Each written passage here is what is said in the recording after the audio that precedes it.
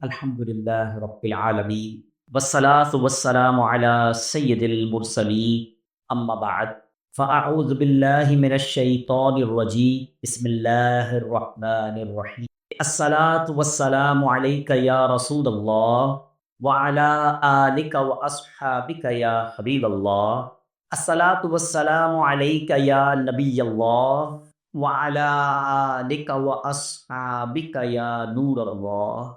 درود پاک پڑھنے کے بے شمار فضائل و برکات ہیں، بہت ساری احادیث، بہت سارے واقعات فضائل درود میں ملتے ہیں۔ حضرت سفیان فوری رحمۃ اللہ تعالی فرماتے ہیں کہ میں نے دوران طواف ایک شخص کو دیکھا جو ہر قدم پر درود پاک پڑھ رہا تھا۔ اچھا، طواف کی مختلف دعائیں کتابوں میں لکھی ہیں، پہلے چکر کی دعا، دوسرے چکر کی دعا، بڑے وظائف علماء نے لکھے ہیں، مگر آپ فرماتے ہیں میں نے اس شخص کو دیکھا کہ ہر قدم پر صرف درود پاک پڑھ۔ تو میں نے اس سے کہا کہ بھائی طواف کی اور بھی دعائیں ہیں، وہ بھی پڑھو، صرف درود پاک پڑھ رہے ہو؟ تو کہتا ہے کہ اس میں ایک راز ہے، اور وہ راز یہ ہے کہ میں اور میرے والد صاحب حج کو نکلے تھے۔ اچھا، اس زمانے میں حج اونٹوں پر، گھوڑوں پر ہوتا تھا، قافلوں کی صورت میں ہوتا تھا، تو ہم پورے قافلے کے ساتھ سفر میں تھے۔ دوران سفر ہی میرے والد صاحب کا انتقال ہو گیا۔ اب انتقال ہونا ہی بڑی مصیبت تھی، مگر ایک اور مصیبت یہ آئی کہ میرے والد صاحب کا چہرہ جو ہے وہ سیاہ ہو، پیٹ بھی پھول گیا۔ میں بڑا غمزدہ ہوا کہ یہ میرے والد صاحب کے ساتھ کیا ہوا، جنگل، بیابان، تنہا، والد صاحب کی میت ساتھ اور اس میں چہرہ سیاہ ہو جانا۔ کہتے میں بڑا دکھی تھا کہ میں نے والد صاحب کا چہرہ ڈھانپا اور بیٹھے بیٹھے میری آنکھ لگ گئی۔ اب جب خواب آیا تو خواب میں کیا دیکھتا ہوں کہ ایک بڑی حسین و جمیل شخصیت ہے، لباس بھی بڑا صاف ہے، بڑی کمال کی خوشبو ان سے آ رہی ہے، اور ایسی خوشبو آ رہی ہے جو میں نے اس سے پہلے کبھی سونگھی ہی نہیں ہے۔ وہ عظیم شخصیت میرے والد صاحب کے پاس آئے، کپڑا ہٹایا، اپنا مبارک ہاتھ میرے والد صاحب کے چہرے پر پھیر دیا۔ والد صاحب کا چہرہ جو سیاہ ہو گیا تھا، ان کا ہاتھ پھیرنا تھا کہ چہرہ نورانی ہو گیا۔ وہ شخصیت پہ جانے لگے، میں نے پکڑ لیا ان کا دامن، میں نے کہا حضور ایسی بے سر و سامانی میں، اتنی بڑی تکلیف میں آپ نے میری مدد فرمائی، میرے والد صاحب کا چہرہ نورانی کر دیا، اپنا نام تو بتائیے۔ اللہ اکبر۔ وہ شخصیت کہتے مجھے نہیں پہچان، میں ہی تو تیرا نبی محمد الرسول اللہ صلی اللہ تعالیٰ علیہ وسلم ہوں۔ تیرے والد تھے بڑے گناہ گار، مگر یہ مجھ پر کثرت سے درود پاک بھی پڑھا کرتے تھے۔ جب یہ بیماری میں مبتلا ہوئے تو انہوں نے مجھ سے فریاد کی، بے شک جو کوئی میرا امتی درود پاک کثرت سے پڑھتا ہے میں اس کی فریاد سنتا ہوں۔ اب نوجوان کی آنکھ کھل گئی، یہ سارا ماجرا تو خواب میں ہوا تھا، مگر وہ کہتا ہے جب میں نے والد صاحب کے چہرے سے کپڑا ہٹایا تو چہرہ چودھویں رات کے چاند کی طرح چمک رہا۔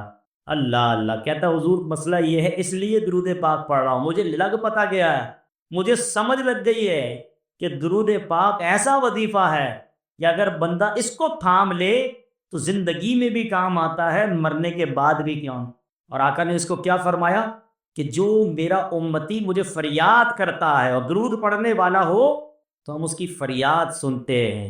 کیا خوب باپ سیدی اعلیٰ حضرت لکھتے ہیں نا، فریاد امتی جو کرے حال زار میں، فریاد امتی جو کرے حال زار میں، ممکن نہیں کہ خیر بشر سے خبر نہ ہو، واللہ وہ سن لیں گے، فریاد تو پہنچیں گے، نہ بھی تو ہو کوئی جو کرے دل سے۔ ہمیں دل سے فریاد کرنی ہے، آقا علیہ الصلوۃ والسلام پر درود پاک کی کثرت کرنی ہے۔ آج بھی وہ غلاموں پر مہربانی فرماتے ہیں، نبی پاک کی خاص نگاہ کرم جسے مل جائے اس کے سارے بگڑے کام سنور جاتے ہیں۔ ہاں وہ شاعر تھے کہن، یاد رکھو اگر اٹھ گئی کہ نظر، ایک نظر ہی چاہیے بس، آقا نے توجہ فرمانی ہے، ہمارے سارے دکھ درد ٹھیک ہو جانے ہیں۔ یاد رکھو اگر اٹھ گئی ایک نظر، جتنے خالی ہیں سب جام بھر جائیں۔ اللہ وہ نگاہ عنایت ہمیں بھی عطا فرماتے۔ حاضر ہے در دولت پہ گدا، سرکار توجہ فرمائے، محتاج نظر ہے ہاں ہے میرا، سرکار توجہ فرمائیں۔ آئیے مل کر محبت کے ساتھ باواز بلند درود پاک پڑھ لیں، صلو علی الحبیب صلی اللہ تعالی علی محمد صلی اللہ علیہ وسلم۔ آج جس موضوع پر میں نے کچھ مدنی پھول پیش کرنے ہیں، نارملی لوگ اپنی اولاد کے لیے، اپنے بچوں کے لیے، آنے والی نسلوں کے لیے بڑے پریشان، فکر مند رہتے ہیں، اتنا بعض اوقات فکر مند رہتے ہیں، سوچتے رہتے ہیں جو ان کے سوچنے کا کام بھی نہیں ہوئی۔ آج میں آپ کو یقین کریں قرآن و حدیث کی روشنی میں اس بیان میں ہم ایسی کمال کی بات سیکھیں گے کہ جس کام کی طرف توجہ دلانی ہے، اگر وہ کام کر لیں نا تو انشاءاللہ ہماری نہ صرف اولاد بلکہ آنے والی نسلوں کا بھلا ہو جائے۔ وہ کون سا کام ہے، وہ کون سا عمل ہے؟ آئیے سنیے۔ حضرت یحییٰ بن اسماعیل رحمۃ اللہ تعالی علیہ فرماتے میری ایک بڑی بہن تھی، وہ بیمار ہوئی تو ان کا ذہنی توازن جو ہے وہ ڈسٹرب ہو گیا، یعنی اب وہ سمجھداری والی باتیں نہیں کرتی تھی، دماغی توازن بگڑ گیا۔ 10 سال میری بہن جو ہے وہ ایک کمرے میں رہی اور بیمار بھی رہی، ہمیں پہچانتی بھی نہیں تھی، دماغی توازن بھی ٹھیک نہیں تھا۔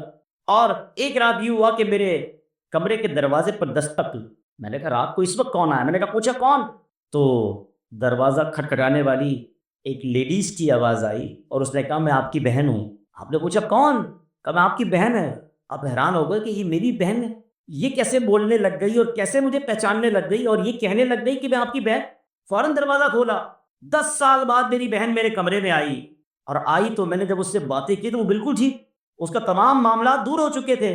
تو میں نے کہا کہ یہ سب کیسے ہوا، آپ طبیعت کیسے ٹھیک ہو گئی آپ کی؟ بہن کہتی ہے میں سو رہی تھی کہ میں نے خواب میں دیکھا کہ اللہ پاک نے تمہارے دادا کی نیکی کی برکت سے تمہارے والد محمد اسماعیل کی حفاظت کی، اور تمہارے والد محمد اسماعیل کی برکت سے تمہاری عبادت فرماتا ہے۔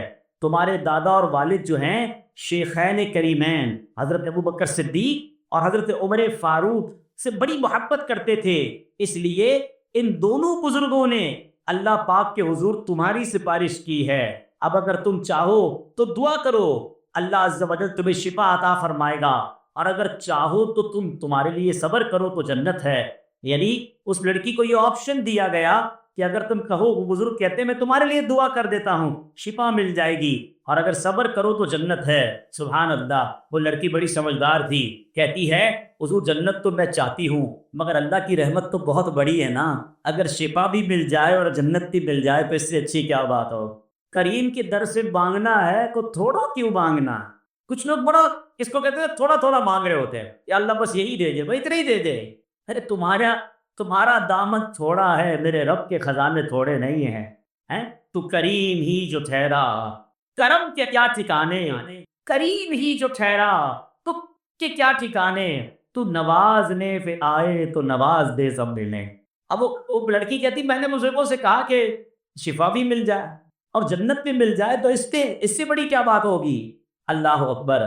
اب وہ بزرگ کہتے کہ تمہارے والد اور تمہارے دادا شیخین کریمین سے محبت کرتے تھے، اس کی برکت سے اللہ نے تمہیں شفا بھی دے دی اور تمہیں جنت کی بشارت بھی عطا۔ اچھا، یہ اتنا خوبصورت واقعہ ہے، اس میں بہت ساری باتیں سیکھنے کو ہیں۔ یہاں جہاں والد اور دادا کی نیکی کی برکت اولاد کو مل رہی ہے، مگر اس پہ نیکی کون سی تھی؟ نیکی یہ ہے کہ صحابہ سے محبت ہے، شیخین سے محبت ہے۔ سبحان اللہ۔ تو پتہ چلا کہ صحابہ اور اہل بیت اور اللہ کے نیک بندوں کی جو محبت ہے نا، وہ بندے کو بہت ساری مشکلوں سے بچا لیتی ہے۔ سبحان اللہ۔ جبھی تو ہم کہتے ہیں نا کہ ہم کو صحابہ اور اہل بیت سے پیار ہے، انشاءاللہ دو جہاں میں اپنا بیڑا۔ اللہ پاک ہمیں صحابہ، اہل بیت، اولیاء اور اپنے نیک بندوں کی محبت نصیب فرمائے۔ اچھا، اس میں سیکھنے کو دوسری جو بات ملی کہ انسان جب نیکی کرتا ہے نا تو وہ نیکی صرف اسے فائدہ نہیں دے رہی ہوتی، اس کی اولاد کو بھی فائدہ دیتی ہے، اس کی نسلوں کو بھی فائدہ دیتی ہے، اس کے گھر بار کو بھی فائدہ دیتی ہے۔ اور ہم بعض اوقات نیکی کر کے یا تو نیکی کرنے سے پہلے سمجھ رہے ہوتے ہو یار اس کا کیا فائدہ ہے، تھوڑا سا ہی تو نیکی ہے، چھوٹی سی تو نیکی ہے، یہ نیکی کر کے بھول جاتے ہیں تو پتہ نہیں کچھ ہوگا نہیں ہوگا۔ یاد رکھیے، نہ نیکی بھلائی جاتی ہے نہ گناہ بلایا جاتا ہے۔ میں اور آپ تو بھول جاتے ہیں، مگر اللہ کی بارگاہ میں یہ سب لکھ لیا گیا ہے۔ بڑی خوبصورت حدیث ہے، جمعے کے خطبے میں یہ حدیث آپ نے کئی بار تو نہیں ہوگی۔ اب پرابلم یہ ہے کہ جمعے کا خطبہ تو ہر بار سنتے ہیں، سمجھ تو آتا نہیں، نہ کبھی کوشش کی امام صاحب سے پوچھنے کی یا کوئی ٹرانسلیشن تو لوں، یار ہر جمعے کو جمعے کا خطبہ سنتا ہوں، سمجھ نہیں آتا امام صاحب کیا بول رہے ہوتے ہیں، حالانکہ اتنے کمال کے اس میں میسیجز ہوتے ہیں۔ اس میں ایک حدیث آتی ہے، البر لا یبلا والذنب لا ینسا والدیان لا یموت اعمل ما شئت کما تدین تدام۔ یاد آ رہا ہے؟ سب سر بھی ہلا رہے، ہاں یار ایسا کچھ امام صاحب بولتے تو ہیں، آدھوں کو تو یاد بھی ہوگی، مگر مانا نہیں پتا. آپ بلیو کریں، یقین کریں، یہ ایسی حدیث ہے تو جھنجھوڑ دیتی ہے، جو ہلا دیتی ہے. اگر اس کا مانا پتا ہو نا، کیا کمال کا میسج ہے اس میں. فرمایا البر لا یبلا، فرمایا نیکی کبھی پرانی نہیں ہوتی ہے. ہاں، نیکی باقی رہتی ہے، پھلتی رہتی ہے، مہک نکلتی رہتی ہے، نیکی پرانی نہیں ہوتی. البر لا یبلا، فرمایا والذنب لا ینسا، گناہ بلایا نہیں جاتا. بدقسمتی یہ ہے کہ ہم اپنے گناہ کر کر کے بھول بیٹھے. ہمارے بزرگوں سے بچپن میں کوئی خطا ہو نا تو وہ اسے یاد کر کے رویا کرتے تھے. ہم تو روز گناہ کر رہے ہیں، روز بھولی جا رہے ہیں. ذرا مسجد میں آ جائیں، اجتماع میں بیٹھ جائیں، کسی دعا میں آنسو بہ نکلیں، لگتا ہے یار میں تو بڑا نیک ہو گیا ہوں، میں نے تو بڑی زبردست نیکی کر دی، 100 200 مسجد کے ڈبے میں ڈال دیے، میں تو سخی بھی ہو گیا ہوں. ارے تجھے تیری 2 نیکیاں نظر آ رہی ہیں، 500 گناہ کر کے آیا، وہ شرم نہیں آ رہی؟ وہ کدھر گئے؟ وہ کس کھاتے پہ گئے؟ یہ بڑا پرابلم ہے ہمارا کہ نیکیاں ساری یاد ہیں، گناہ بھول جاتے ہیں. مگر سنو حدیث کیا کہہ رہی ہے، وَالذَّنبُ لَا يُنسَى، گناہ بھلایا نہیں جائے گا. پھر آگے فرمایا وَالدَّيَّانُ لَا يَمُوتُ، فرمایا بدلہ لینے والی ذات جو ہے نا، اللہ کریم کی ذات، اس کو موت نہیں آنی ہے. نیکی بھی تمہاری پرانی نہیں ہو رہی ہے، گناہ بھلایا نہیں جا رہا ہے، اور جس نے فیصلہ کرنا ہے، جس نے اس کا بدلہ دینا ہے، وہ ہمیشہ باقی رہے گا. اور آگے تک کیا فرمایا، اعمل ما شئت کما تدین تدان، کر لے جو کرنا ہے، جیسی کرے گا ویسی بھرے. کاش یہ میں کہتا ہوں ایک ہی حدیث جو ہے نا اتنا بڑا انڈیکیٹر ہے، اتنا بڑا یوں سمجھیے میسج ہے کہ بندہ نیکی کرتے ہوئے سوچے کہ یار اور کر لوں، یہ باقی رہے گی، یہ پرانی نہیں ہوگی، یہ کام آئے گی، کہیں نہ کہیں اس کا فائدہ ہوگا، یہ بلا کو روک لے گی، یہ رزق میں برکت لے آئے گی، یہ بچوں کے لیے بھلائی بن جائے گی. یار تھوڑی اور کر لوں، تھوڑی اور نیکی کر لوں، تھوڑے نوافل اور پڑھ لوں، تھوڑا ذکر و اذکار اور کر لوں، تھوڑا صدقہ اور دے دوں، تھوڑی کسی کی مدد اور کر دوں، یار یہ میرا اکاؤنٹ بڑھ رہا ہے. البر لا یبلا، نیکی پرانی نہیں ہو رہی. اور جب جب گناہ کرنے کو جی چاہے نا تو یاد آ جائے وَذَنبُ لَا يُنسَى، یار یہ میں حرام دیکھ رہا ہوں، یہ بھلایا نہیں جائے گا، یہ باقی رہے گا، اس کا جواب دینا پڑے گا، اس کی مار نہ پڑ جائے. اللہ کرے کہ یہ بات سمجھ آ جائے. اور یہ آخر میں فرمایا نا اعمل ما شئت کما تدین تدان، کر لیا کچھ جو کرنا. کچھ لوگ کہتے ہیں نا یار چلو یار ابھی کر لو بعد میں دیکھیں گے. یہ حدیث یاد رکھنا، کما تدین تدان، جو کرو گے ایسی بھرو. کوئی آج کل کھجور کا پودا لگا کر آم کی امید نہیں رکھتا ہے، اپنے گھر میں ناریل کا بیج لگایا اور کیا امرود نہیں نکل رہے. لوگ کہیں گے طبیعت تو ٹھیک ہے، ناریل ہی نکلے گا، لگایا ناریل، امرود کہاں سے آئے گا؟ تو گناہ کر کر کے جنت کی امید رکھنا کیسا؟ اللہ کو ناراضی والے کام بھی کروں اور امید یہ ہے کہ جنت میں چلا جاؤں، قبر جنت کا باغ بن جائے، نمازیں بھی قضا ہو رہی ہیں. خود سوچو نا بیج کون سا لگا رہے ہو. اگر جنت میں جانا ہے تو جنت والا راستہ بھی تو اختیار کرنا پڑے گا نا. اب مثال کے طور پہ میں اس وقت فیضان مدینہ سے اس کے قریب سے آ رہا ہوں ملیر. اب ملیر آنے کے لیے مجھے شارع فیصل لینا پڑا نا. اب میں کہوں میں سپر ہائی وے جا رہا ہوں، دعا کر دیں ملیر پہنچ جاؤں، لوگ کہیں گے حضرت پہلے روڈ تو ملیر چلے پھر دعا کروائیں کہ رش نہ ملے. روڈ آپ نے لیا ہوا ہے جناب حیدرآباد کا اور دعا ہم سے کروا رہے ہیں ملیر کی، کیا کہیں گے لوگ؟ سچ بتاؤ. چلے میں تھوڑا سا اور اس کو عوامی زبان میں سمجھا دیتا ہوں. ایک بچہ ہے، امام صاحب کو ملا، کہتا ہے امام صاحب دعا کر دیں میٹرک میں پاس ہو جاؤ. میٹرک کے امتحان بھی ہو رہے تھے. دوسری دن آیا، امام صاحب کو بھی روکا، 3 نمازیوں بھی کہا ذرا آپ سب دعا کر دینا میٹرک کے امتحان میں پاس ہو جاؤں. کہ اچھا بیٹا چلے دعا کر دے. تیسرے دن پھر آ گیا، دوبارہ دعا کر دیا. بچہ کون سے اسکول میں پڑھتے ہوتے؟ میں پڑھتا تو نہیں ہوں. اسکول میں نہیں پڑھتے؟ کہیں امتحان دیا؟ نہیں. ارے امتحان بھی نہیں دیا، اسکول میں داخلہ نہیں دیا، اور روز آ کے ہم سے دعا کروا رہے ہو میٹرک میں پاس ہو جاؤں. کیا کہو گے اس کو؟ پاگل آدمی ہو. ہم میں سے کچھ لوگوں کا معاملہ یہی ہے، حضرت دعا کر دے جنت میں چلا جاؤں، حضرت دعا کر دے نیک بن جاؤں. بہت اچھی بات ہے دعائیں، میں خدا نہ خواستہ دعا کو غلط نہیں کہہ رہا. جنت میں جانے کی دعا کر رہے ہو، کوئی 2 4 قدم جنت کی طرف اٹھائے بھی کہ نہیں؟ کوئی نمازیں شروع کی کہ نہیں؟ دعا کر دے نیک بن جاؤں تو کچھ نیک لوگوں کی صحبت بھی اپنائی کہ نہیں؟ کام سارے غلط جاری ہیں اور روز دعائیں کر رہے ہیں. دعا بھی کرنی ہے مگر اس سے پہلے کچھ دوا بھی تو کر لو نا. خدا را سمجھو بیج جو بونا ہے وہی کاٹنا. ہم نیکیاں کریں پھر اللہ سے دعا کریں یا اللہ قبول فرمائے، پھر دعا کرے مولا جنت عطا فرما دے، پھر مزہ ہے نا. حرام روزی بھی جاری، نماز قضا بھی ہو رہی ہیں، گندی محفلیں بھی جاری ہیں، اور تمنا کیا ہے؟ اعلیٰ حضرت نے یہی بات تو اپنے شعر میں کہی نا، کام زنداں کے کیے اور ہمیں شوق گلزار ہے کیا ہونا ہے. کہتے کام جہنم میں جانے والے کیے ہیں اور شوق جنت میں جانے والا. کام زندہ کے کیے اور ہمیں شوق گلزار ہے کیا ہونا. بڑی کمال کی بات. اور میں چھپ کے لوگوں سے کیے جس کے گناہ وہ خبردار ہے کیا ہونا. لوگوں سے چھپ کر گناہ کرتے ہو لیکن گناہ کس کے ہیں؟ نافرمانیاں کس کی ہیں؟ اللہ کی. اللہ دیکھ رہا ہے، لوگوں سے چھپ رہے ہیں تو اس کو تو پتا ہے نا جس کی گناہ کر رہے ہو. یہی بات اعلیٰ حضرت سمجھا رہے ہیں. تو بہرحال میرے پیارے اسلامی بھائیو، یہ حدیث یاد کر لو. البر لا یبلا والذم لا ینسا والدیان لا یموت اعمل ما شئت کما تدین تدان. ایک اور اب آئیے، جو نیکیاں ہیں نا وہ کیسے امپیکٹ ڈالتی ہیں، نیکی آپ کی زندگی کو کیسے خوشگوار کر دیتی ہے. بہت سارے لوگ یہاں ملتے کہتے بیمار ہوں، قرضے میں ہوں، زندگی بڑی مشکل ہے، پرابلمز ہیں. تم پرابلم کا حل کہیں اور ڈھونڈ رہے ہو. آؤ میں تمہیں قرآن و حدیث سے بتاتا ہوں کہ اگر اللہ راضی ہو جائے، اللہ کی رضا والے کام بندہ کرنا شروع کر دے، اللہ مشکلیں کیسے آسان فرما. اللہ قرآن میں فرماتا ہے للذین احسنوا فی ہذہ الدنیا حسنہ ولدار الآخرۃ خیر. جنہوں نے اس دنیا میں بھلائی کی ان کے لیے بھلائی ہے اور بے شک آخرت کا گھر سب سے بہتر ہے. تفسیر قرآن صراط الجنان میں اس آیت کا ایک معنی یہ ہے کہ جو لوگ ایمان لائے اور اچھے عمل کیے انہیں دنیا میں بھی اچھا اجر ملے گا.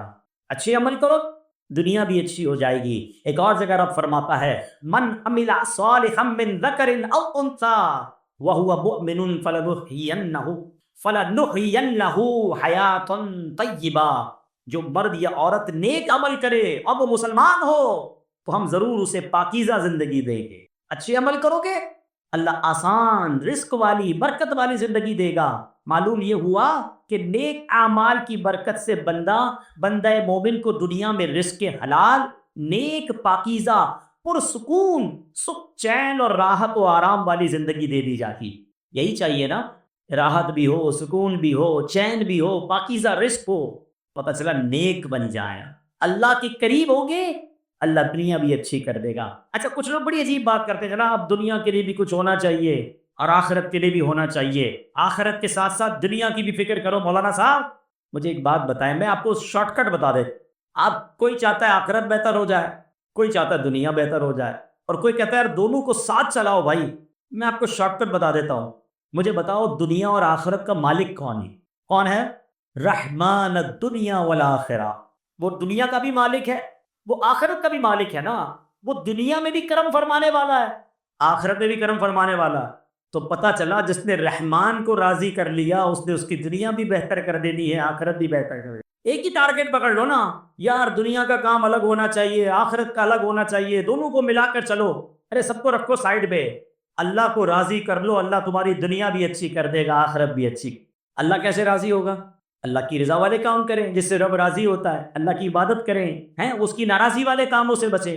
تو یہ سبحان اللہ فائدے ہیں. حضرت حسن بن صالح رحمۃ اللہ تعالیٰ علیہ فرماتے ہیں کہ نیک عمل، دیکھیں اس کے میں دنیاوی بینیفٹس بھی بتا رہا ہوں کہ نیک عمل بدن میں قوت، دل میں نور اور آنکھوں میں روشنی پیدا کرتا ہے. اور اسی طرح برا عمل جو ہے بدن میں کمزوری، دل میں اندھیرا اور آنکھوں میں اندھا پن لاتا. آپ دیکھیں جو نیک بزرگ ہوتے ہیں ان کا چہرہ نورانی ہوتا ہے، بڑا حشاش بشاش، جب بھی جاؤ فریش فیل ہوتے ہیں، بڑا ان کے اندر انرجی ہوتی ہے. یعنی جو روحانیت اور انشاءاللہ جنت کی نعمتیں ملنی وہ تو الگ ہیں. اللہ ان کی باڈی کے اندر، ان کے جسم کے اندر ان کو روحانی طاقتوں سے نواز دیتا ہے. میں کہتا ہوں اور کہیں نہ جاؤ یار، 75 سال کے پیر و مرشد ہیں ہمارے، اللہ ان کو نیکیوں والی طویل زندگی عطا فرما. آپ یقین کریں جوان آدمی تھک جاتا ہے مگر اللہ پاک نے جو ان کو طاقت دی ہے، جو روحانیت دی، اللہ اس میں اور اضافہ فرمائے، نظر بد سے بچائے. روزے میں ہماری آواز نہیں نکلتی اثر کے بعد، وہ اثر کے بعد مدنی مذاکرہ کر رہے ہیں، رات کو تراویح کے بعد مدنی مذاکرہ کر رہے ہیں، پھر خصوصی مدنی مذاکرہ کر رہے ہیں، پھر سحری، بندہ سحری افطاری میں تو کہتا ہے اکیلے میں کروں گا یار تھکن لگتی ہے، وہ سحری بھی عوام میں کر رہے ہیں، وہ افطاری بھی عوام میں کر رہے ہیں. یہ کیا روحانی طاقت ہے بھائی، ہماری آنکھوں کے سامنے ہے نا. اچھا اگر آپ کو یہ بات سمجھ نہیں آ رہی نا، اب آپ کے خاندان میں کوئی 75 سال کا بزرگ ہو، اس کی حالت دیکھ لو. چلو یہاں میں ایک اور بات بھی کر لوں، بہت پریشر دیتے ہیں لوگ یار امیر اہل سنت سے ملاقات کروا دیں. میں ان کو ایک سوال پوچھتا ہوں، یار اگر آپ کے گھر میں 75 سال کے دادا ہیں، کہتا ہے، میں کہا مجھے 50 آدمی آپ کے دادا سے ملوانے ہیں. کہتا نہیں دادا 50 آدمی سے ملیں گے تو بیمار ہو جائیں گے. یار تمہیں اپنے دادا کی فکر ہے تو پیروں مرشد کا بھی خیال رکھ، ان سے 5,000 آدمی ملنا چاہتے ہیں تو اگر کبھی ملاقات نہ ہوا کرے تو دل چھوٹا نہ کیا کرو. یہ بزرگ ہمارے درمیان ہیں، ہم دیدار کر لیتے، یہی بڑی نعمت. ہاں یہ سلامت رہے یہی ہمارے لیے بہت ہے۔ اب یہ دیکھو روحانیت، نیک اعمال کیسے اللہ طاقت دے دیتا ہے۔ ایک بزرگ کے بارے میں آتا ہے، علامہ ابو طیب طبری رحمۃ اللہ تعالی، آپ نے 100 سال سے زیادہ عمر پائی، جس 100 سال کی عمر میں بھی آپ بڑے تگڑے تھے، جسم کی نارمل تھا، آپ کی جو ہے وہ دانت بھی ٹھیک ہیں، آنکھیں بھی ٹھیک ہیں، سنتے بھی ٹھیک تھے۔ تو لوگوں نے کہا حضرت آپ 100 سال میں بھی جوان، یہ کیسے؟ اس عمر میں تو آنکھیں کمزور ہو جاتی ہیں، دانت کمزور ہو جاتے ہیں، گر جاتے ہیں دانت، سماعت نہیں رہتی ہے، پیروں میں ہمت نہیں رہتی ہے، آپ بالکل فٹ فاٹ۔ کیا پیارا جواب دیا، کہتے ہیں جوانی میں نا میں نے ان اعضاء سے اللہ کی نافرمانی نہیں کی، اللہ نے بڑھاپے میں میرے اعضاء سلامت رکھ دی ہیں۔ آئے ہائے بڑی گہری بات ہے۔ لوگ کہتے ہیں سدا جوان ہونے کا فارمولہ چاہیے، فلاں کشتے کھاؤ تو فلاں دوائیاں کھاؤ، آؤ میں فارمولہ بتاتا ہوں، تم جوانی گناہوں سے بچا کر گزار لو، اللہ تمہارا بڑھاپا اچھا کر دے۔ جوانی میں جناب اتنا اللہ کو ناراض کرنا ہے، سارے غلط کام کرنے ہیں، پھر بڑھاپے میں تو خود دیکھے کیسے پڑے ہوئے ہوتے لوگ، عقل چلی جاتی کئی لوگوں کو۔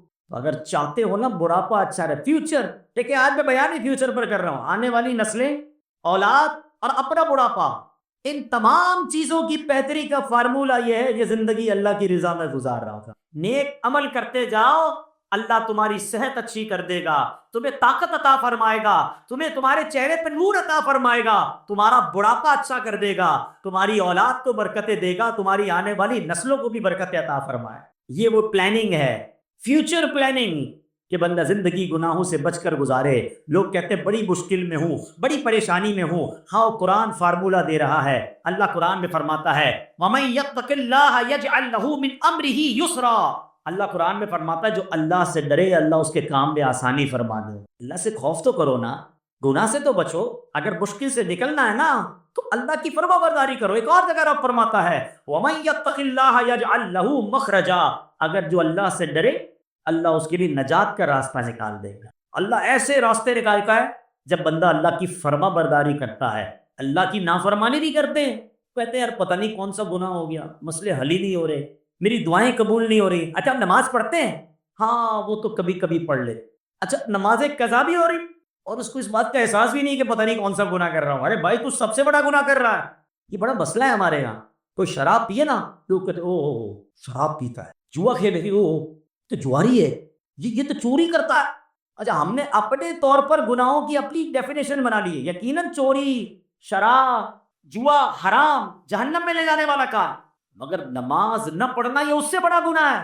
اچھا کوئی بات نہیں، نماز جمعے کی پڑھتا ہے، وہ کوئی گناہ ہی نہیں ہے۔ ہم نے بھی اپنے طور پہ گناہوں کی ڈیفینیشن بنا لی ہے۔ خدا را اللہ کے غضب سے ڈرو، اور جس دن اللہ کی فرما برداری کرو گے اللہ آپ کو انشاءاللہ غیب سے راستے نکالے گا۔ کیسے غیب سے راستے نکلتے ہیں سنو، نیکی کا فائدہ، کسی کی مدد کرنے کا فائدہ، بڑا کمال کا واقعہ۔ آج سے تقریباً 150-200 سال پہلے کا یہ واقعہ۔ عرب کی کسی دیہات میں ایک رہنے والا شخص تھا جس کا نام تھا ابن جدعان۔ موسم میں بہار میں ایک بار وہ اپنے اونٹوں کے باڑے میں پہنچا تو اس کے اونٹ بڑے پھربا تھے، صحت مند تھے، اونٹنی تو بہت ہی صحت مند تھی، کمال کا اس سے دودھ اتر رہا تھا نا۔ یہ دیکھ کر اس کا سر شکر سے جھک گیا۔ پھر اچانک اس کو قرآن پاک کی چوتھے پارے کی پہلی آیت یاد آ رہی۔ وہ آیت کیا ہے؟ لن تنالوا البر حتى تنفقوا مما تحبون۔ اللہ فرماتا تم ہرگز بھلائی کو نہ پہنچو گے جب تک راہ خدا میں اپنی پیاری چیز خرچ نہ کرو۔ تو اس نے فیصلہ کر لیا کہ اس اونٹنی اور اس کے بچے کو راہ خدا میں صدقہ کر دوں گا، کہ اتنا دودھ دے رہی ہے، اتنی اچھی اونٹنی ہے، تو میں اس اونٹنی کو ہی صدقہ کر دیتا ہوں، سب سے اچھی چیز تھی۔ یہ بڑی کمال کی بات ہے۔ میں اس آیت اور اس کے ترجمے اور اس کی تفسیر پر تھوڑی دیر بعد بات کرتا ہوں، پھر آپ کو سمجھ آئے گی کہ اپنی پیاری چیز خرچ کرنے کا اجر کتنا ہے۔ تو اس نے کیا کیا کہ یہ اونٹنی کو اور بچے کو ساتھ لیا اور ایک پڑوسی کے گھر پہنچ گیا۔ پڑوسی کی 7 غریب بیٹیاں تھیں، بڑا غریب تھا۔ دروازہ کھٹکھٹایا اور جیسے ہی دروازہ کھولا تو کہا یہ اونٹنی، اس کا بچہ، یہ آپ کو تحفہ ہے۔ پڑوسی تو حیران، دودھ دینے والی اونٹنی میرے گھر آ گئی، بڑی دعائیں دی اس نے۔ اب یہ ابن جدعان جو ہے وہ چلا گیا۔ کچھ عرصہ ہوا تو بڑا قحط آ گیا، پانی بھی نہیں، بارشیں بھی نہیں ہو رہی، ہر طرف پانی کی قلت، ایک ایک گھونٹ کو لوگ ترستے لگے۔ ابن جدعان نے اپنے بیٹوں کو ساتھ کیا کہ چلو پانی ڈھونڈتے ہیں۔ ڈھونڈتے ڈھونڈتے وہ ایک غار، انڈر گراؤنڈ ایک غار تھا، اس پہ چلا گیا۔ جب اندر اترا تو کہ شاید یہاں پانی مل جائے، اندر اترا تو پانی میں تو گیا لیکن پانی نہیں تھا بلکہ دلدل تھی۔ بچوں نے بڑی آوازیں لگائیں، ابن جدعان باہر ہی نہیں نکل سکا۔ بچے تھوڑی دیر ایک آدھ دن تو انتظار کیا، لگتا ہے اب ابا جی تو گئے، یہ بچے گھر آئے اور ابا جی کے لیے سمجھ لے فاتحہ پڑھی، اور سب نے ابو کا مال آپس میں بانٹنا شروع کیا۔ پھر سوچا ابو کے پاس ایک اونٹنی بھی تھی، وہ اونٹنی تو ابو نے پڑوسی کو دے دی، لالچی بچہ تھے، کہا یہ تو واپس لینی چاہیے اس سے، اتنی کمال کی اونٹنی تھی، بھائی جان بڑا دودھ دیتی تھی۔ پہنچ گئے پڑوسی کے پاس، کہا آپ کو یاد ہے ابو نے آپ کو ایک اونٹنی دی تھی؟ کہاں؟ بولا میں واپس چاہیے۔ کہا ابو کہاں ہیں؟ کہا وہ تو دلدل میں گئے، نکلے ہی نہیں وہاں سے۔ پڑوسی بھی کمال کا تھا، کہا ٹھیک ہے تمہیں چاہیے تو واپس لے لو۔ اونٹنی واپس دی، اور یہ پڑوسی ڈھونڈنے نکل گیا اپنے محسن کو، یہ مجھے اس نے بڑے مشکل وقت میں مدد کی تھی، آج میں اس کی مدد کروں گا۔ ڈھونڈتے ڈھونڈتے اس غار میں پہنچا، اندر اتر گیا، دلدل نظر آیا، اس نے آوازیں دینا شروع کی، تو اس پڑوسی کو قریب سے کہیں سے سانس کی آواز آنے لگی۔ ڈھونڈتے ڈھونڈتے ہاتھ لگایا تو اس کو ابو جدعان ملا، ابو جدعان زندہ تھا، بڑی مشکل سے اس کو کھینچا، اس کو باہر نکالا۔ اب جب باہر آ گیا، سانس بحال ہوئی، کہا اے ابو جدعان یہ تو بتاؤ 8 دن سے دلدل میں ہو، 8 دن تک زندہ کیسے رہے؟ تمہیں کھانا پانی کیسے ملتا رہا؟ ابو جدعان کہتا ہے ماجرا بڑا عجیب ہے، واقعی میں سینے تک تو دلدل میں تھا، مگر روزانہ میرے منہ کے قریب ایک دودھ کا پیالہ آتا تھا، میں وہ دودھ پی لیتا تھا اور اسی وجہ سے میں زندہ رہا۔ ہاں 2 دن سے مجھے دودھ نہیں مل رہا ہے۔ پڑوسی کہتا ہے بات مجھے سمجھ آ گئی ہے۔ کہا کیا بات ہے بتاؤ تو صحیح مجھے۔ کہا بات یہ ہے کہ تم نے مجھے اونچنی دی تھی نا، میرے بچے روز دودھ پی کر تمہیں دعا دیتے تھے، اللہ نے مشکل وقت میں دلدل میں تمہیں دودھ عطا فرمایا۔ کہا یہ بات تو ٹھیک ہے مگر 2 دن سے دودھ کیوں نہیں مل رہا تھا؟ کہ 2 دن پہلے تمہارے بچے آئے تھے، تمہاری اونچنی واپس لے کر چلے گئے۔ ہائے ہائے ہائے، اللہ کرے یہ بات سمجھ آ جائے۔ کسی کو نوالا کھلا دو، اللہ تم سے مصیبتوں کو ٹال دے گا۔ کسی کی غربت میں مدد کر دو، اللہ تمہارے دکھ دور کر دے۔ کسی کو تم انشاءاللہ پانی پلاؤ، اس کی پیاس بجھاؤ، اللہ تمہاری دنیا اور آخرت کی پیاس بجھا دے گا۔ یہ بلائیں ٹلتی ہیں لوگوں کی دعاؤں سے، کسی کا ہاتھ پکڑ لو، انشاءاللہ مشکل میں وہ رب کی رحمت تمہارا ہاتھ تھام لے گی۔ مگر آج یہ وقت بہت مشکل آ گیا ہے، لوگ مدد کرتے نہیں، دھوکہ دیتے۔ افسوس تو کبھی کبھی یہ ہوتا ہے کہ ایک غریب آدمی جس کی تھوڑی سی جمع پونجی ہے، چیٹنگ کر کے اس سے پیسے چھین لیتے ہیں، کوئی فراڈ کر کے، کوئی اسکیم بتا کر، کوئی بڑا نفع دکھا کر، غریب آدمی بیچارہ اپنے سارے پیسے جمع کر کے دیتا ہے کہ چلو یار مجھے کچھ نفع مل جائے گا، اور وہ لے کر رفو چکر ہو جاتے ہیں، کبھی ہاؤسنگ اسکیم کے نام پر، کبھی نفع دکھانے کے نام پر، کبھی موبائل کمپنیوں کے نام پر، پتہ نہیں عجیب عجیب فون آتے ہیں، عجیب عجیب اسکیمیں آتی ہیں۔ کیوں کرتے ہو ایسا چند سکوں کے لیے؟ ایک بات یاد رکھنا، جس طرح اس شخص نے اپنے غریب پڑوسی کو، اس کے بچوں کو دودھ پلایا، ان کے دل سے دعا نکلی، اللہ نے دلدل میں اسے بچا لیا۔ لیکن اگر کسی غریب کی بد دعا نکل گئی نا، ایسا نہ ہو تم اور تمہارا بچے دلدل میں غرق ہو جائے۔ ہم نے دیکھا ہے، ایک بات ہمیشہ یاد رکھنا، اگر کوئی ایسا مجھے سن رہا ہے نا کہ تھوڑے پیسوں کے لیے چیٹنگ کرتا ہے، تھوڑے پیسوں کے لیے دھوکہ دیتا ہے، تھوڑے پیسوں کے لیے سوچتا ہے یار مجھے مل جائے، اگلے کا بیڑا غرق ہو جائے، ایک بات یاد رکھنا، یہ پیسے تو آ جائیں گے مگر ساتھ تباہی بھی تمہارے گھر آئے۔ ہم نے اپنی چھوٹی سی زندگی میں نے تو دیکھا ہے، اور بزرگ بیٹھے ان سے بھی پوچھ لو، جس نے کسی کے پیسے کھائے ہیں نا، کسی کو تکلیف پہنچائی ہے، کسی کو دھوکہ دیا، ہم نے اس کو برباد ہوتے ہی دیکھا ہے، اور جس کے پیسے کھائے گئے نا، اللہ نے پھر اسے کھڑا کر دی، ہاں اس کو مل جاتا ہے غیب سے، یہ کھانے والا برباد ہوتا ہے۔ تو میرے پیارے اسلامی بھائی، یہ فارمولہ سمجھ جاؤ کہ بھلائی کرو، یہ بھلائی تمہیں واپس ملے گی، لوٹ کے ملے گی، مصیبت کے وقت ملے گی۔ اور یہ جو چوتھے پارے کی پہلی آیت تھی نا اس واقعے میں، لن تنالوا البر حتی تنفقوا مما تحبون، کیا فرماتا ہے قرآن؟ کہ تم ہرگز بھلائی کو نہ پہنچو گے جب تک راہ خدا میں اپنی پیاری چیز خرچ نہ کرو۔ تو یہ بھی بڑا مسئلہ ہے، خرچ تو کرتے ہیں مگر جو بچ جائے، جو پھینکنے والا ہو، جو ہمارے کام کا نہیں ہے، چلو یار اللہ کی راہ میں دے، کپڑے پھٹ گئے غریب کو دے دو، کھانا بچ گیا مدرسے میں بھیج دو، رضائی پرانی ہو گئی چلو کسی غریب کو دے دو۔ میں یہ نہیں کہتا یہ بھی دینا چاہیے، لیکن مزہ اس میں ہے کہ تمہیں بھی ضرورت ہے، تمہیں پسند بھی ہے، اور وہ تم اللہ کی راہ میں خرچ، اس کا مزہ اور ہے۔ اس شخص نے اپنی بہترین اونٹنی دی تھی نا، اللہ نے دلدل میں پھنسے ہوئے کی اس کی جان بچا لی ہے۔ کسی کو کھلانا، کسی کو پلانا، صدقہ دینا، اس کے بڑے فضائل ہیں۔ حدیث پاک میں آتا ہے ایک خاتون تھی، وہ اپنے کھانا کھا رہی تھی، تو کسی نے دروازے پر دستک دی کہ اللہ کے نام پہ کچھ دو۔ اب تھوڑا سا ہی کھانا تھا، انہوں نے کیا کیا، اپنا نوالا نکال کر، اپنا نوالا جو کھا رہی تھی نا روکا اور کہا چلو یہ کھانا اس غریب کو دے دی، اپنا نوالا دے دیا۔ تھوڑے عرصے کے بعد وہ خاتون کے یہاں بچہ پیدا ہوا، حدیث کا مضمون ہے، تو بچہ لے کے جا رہے تو ایک بھیڑیا آیا، اور بھیڑیا اس کے چھوٹے سے بچے کو لے کر بھاگنے لگے۔ اب ماں کا بچہ جانور لے جائے، ماں کی کیا حالت ہوگی؟ ماں چیخنے لگی میرا بچہ بچاؤ بچاؤ۔ نبی پاک علیہ الصلوۃ والسلام فرماتے ہیں اللہ نے فرشتے کو بھیجا کہ جاؤ اس بھیڑیے کے منہ سے بچہ چھینو، عورت کو واپس دو اور اس کو کہہ دینا یہ لقمے کے بدلے لقمہ ہو گیا ہے۔ ہائے ہائے، بڑی بات گہری ہے اگر سمجھ آ جائے۔ تم نے منہ سے لقمہ میری راہ میں دیا تھا نا، خود نہیں کھایا، کسی میرے بندے کو کھلا دیا نا۔ تیرے بچے کو جو جانور نے لقمہ بنایا تھا ہم نے اس لقمے سے تیرے بچے کو آزادی عطا فرمائی۔ کاش یہ سمجھ آ جائے۔ بچوں کی بھلائی چاہتے ہو نا، دوسروں کے بچوں کا بھلا کرو، آپ کے بھلا بچوں کا ویسے ہی ہونے لگ جائے۔ اپنے گھر کا بھلا چاہتے ہو نا، کسی کے گھر کا بھلا کر دو، تمہارے گھر سے آفتیں ویسے ہی دور ہو جائیں۔ دوسروں کو تکلیف دے کے آپ سمجھتے کہ میں خوشحال ہو جاؤں، پڑوسی پریشان اور تم سمجھو کہ میں خوش رہوں گا؟ نہیں، دوسروں کا بھلا، دوسروں کی خیر، اس کی برکتیں آئیں گی، اس کی ریفلیکشن آئے گی۔ یہ گو اراؤنڈ کہلاتا ہے، جو بندہ کرتا ہے وہ واپس آتا ہے لوٹ کے۔ برائی کرو گے برائی لوٹ کر آئے گی، اچھائی کرو گے وہ کہیں نہ کہیں تمہارے سامنے ضرور آئے گی۔ اور اس کی روایتیں موجود ہیں، انسان جب صدقہ کرتا ہے وہ بلا کو روک لیتا ہے، بلا آ رہی ہوتی ہے اس کو روک لیتا ہے، نہیں آنے دیتا بندے کے اوپر۔ دعا جو ہے نیکی ہے نا، بلا کو روکتی ہے، بلا سے دعا لپٹ جاتی ہے، نہیں آنے دیتی بندے کے اوپر۔ تو نیکیاں کرو، یہ تمہیں کہیں نہ کہیں دنیا میں اس کا بینیفٹ کمال انداز میں ملتا رہے گا، نہ صرف ہمیں ملے گا، ہماری نسلوں کو ملے گا۔ تو بہرحال میرے پیارے اسلامی بھائیوں، پتہ یہ چلا کہ ہمیں نیکیاں کرنی ہیں، بھلائی کرنی ہے۔ اچھا، اولاد کو کیسے برکتیں ملتی؟ قرآنی واقعہ سورہ کہف جو پڑھتے ہیں انہوں نے تو کئی بار یہ واقعہ پڑھا ہوگا، تلاوت میں تو پڑھا ہوگا، پتہ نہیں ترجمہ پڑھا ہے نہیں پڑھا۔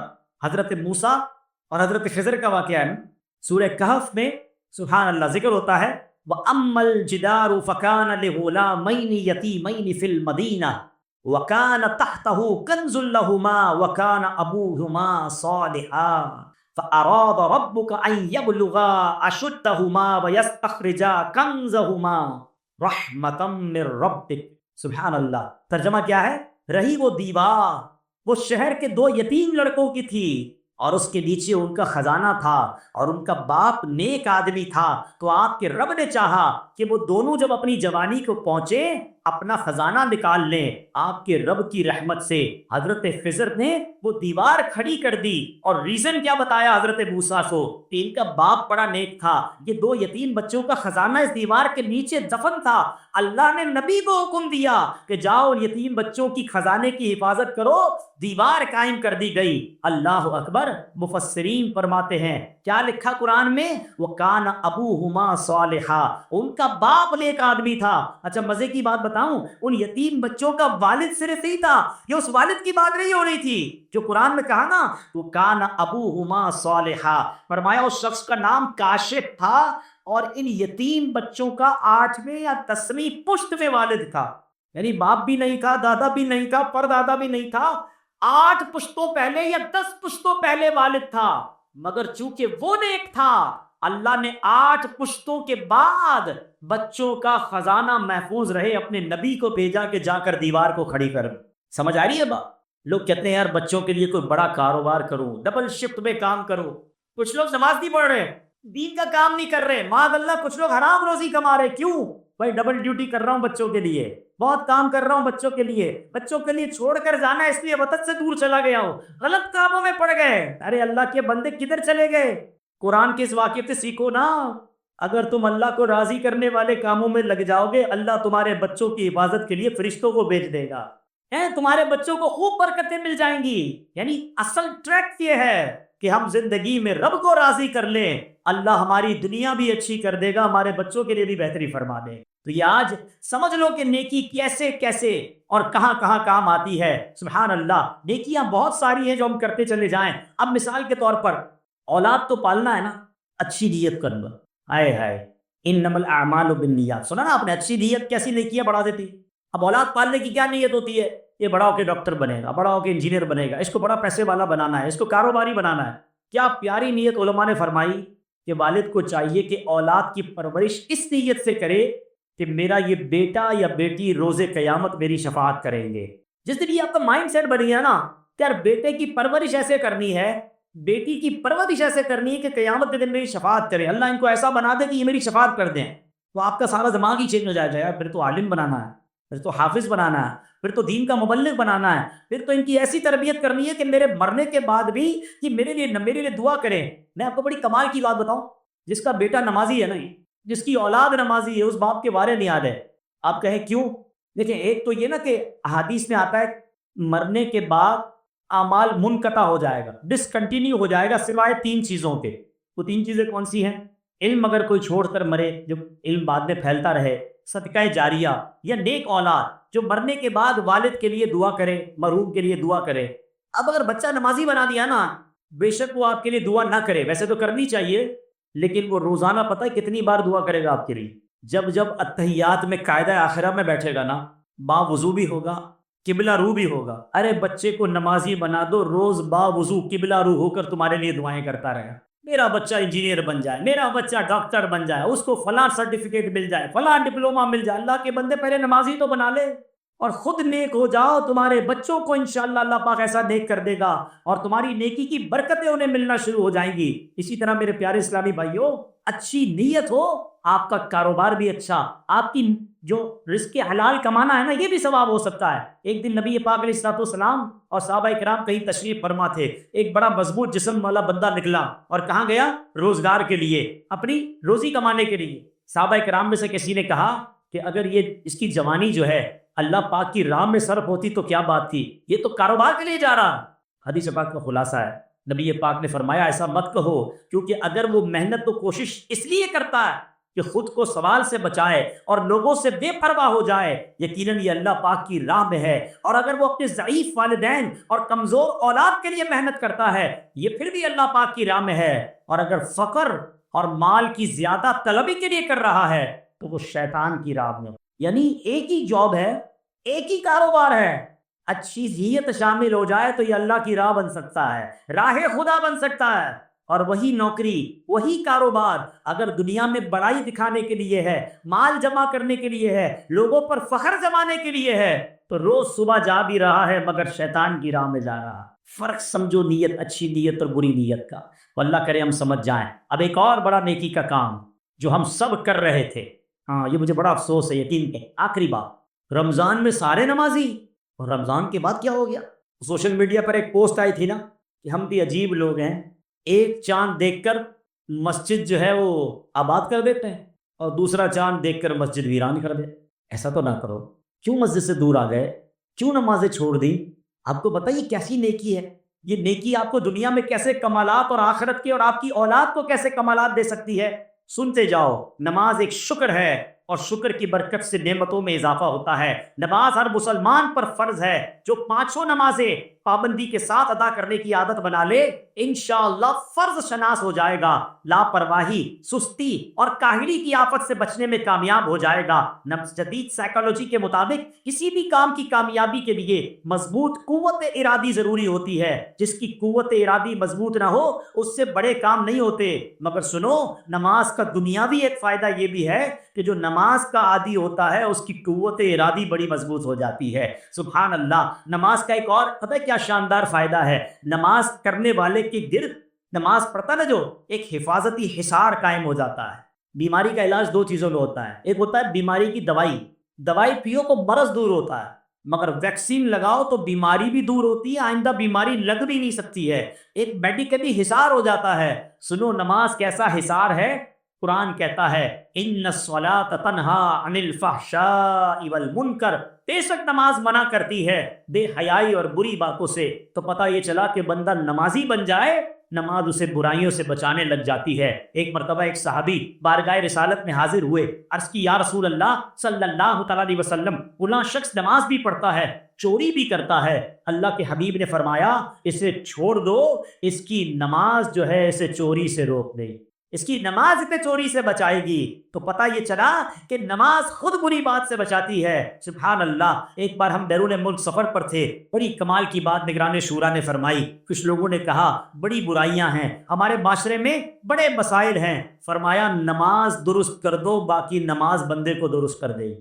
اور یہ بیڑا اٹھایا دعوت اسلامی نے. اب دیکھیں بڑی ٹیکنیکل بات کہنے جا رہا ہوں.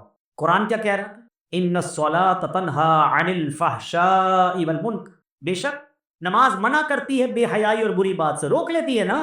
ہمارے محلے کا نمازی نماز پڑھ رہا ہے، بے حیائی چھوڑ رہا. 2 باتیں کیسے ٹکرا رہی ہیں؟ اس کا مطلب پتہ کیا آنسر کیا آئے گا؟ اس کا مطلب یہ ہے کہ نماز ٹھیک نہیں. قرآن میں تو کوئی غلطی نہیں ہیں، شک کی گنجائش بھی نہیں ہے. تم ٹھیک نماز نہیں پڑھ رہے اس لیے نماز بے حیائی سے نہیں روک رہی ہے. جس دن تمہاری نماز ٹھیک ہو گئی، نماز درست ہو گئی، نماز بندے کو درست کر دے.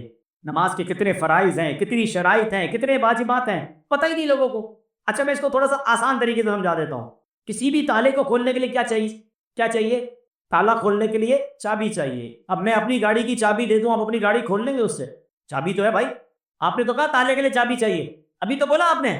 تو آپ کہیں گے بھائی جیسا تالا ویسی چابی، جس کے اندر جیسے دندانے ہیں نا وہ پورے چاہیے.